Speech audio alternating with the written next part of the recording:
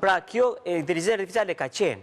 Në momentin që ndryshoi çdo gjë, ishte kur ajo u bë publike tashmë që të përdoret. Tani, çfarë ndodhi në këtë aspekt? Ajo filloi dhe u shumëfishuar vetë zhvillimi, inteligencia artificiale po vetë zhvillohet, si më thonë, dhe vetë krijon një algoritme të tjera zhvilluese nga ajo çka japim ne. Pra, gjithse cili ka kriju tashmë një profil në çdo llogari.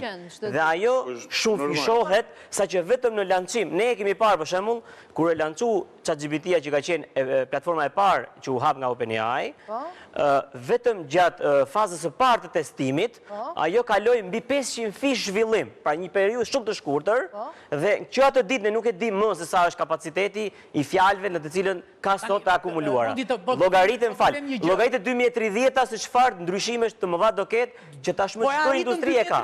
Po e arritëm me këto ritme. Tani po themi gjë, është një shprehje popullore që e di Albanoa. Un bos, ti bos, lopën kush do e kullos.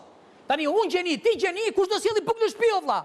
So punë që gjeni. Po e tha Elon Musk që më shqetëson, sepse një njeri me inteligjencë 0.5 që di të shkruaj vetëm shkrime këndim do të më bëj të mençur. Po nuk është ushqyer vetëm ai që shkruan.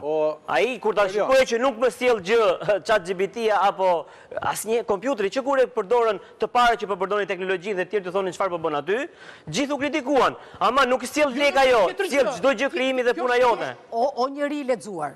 Pse nuk kap këtë pjesën tjetër? E kam kapur, po. Po, shumë mirë mbaj.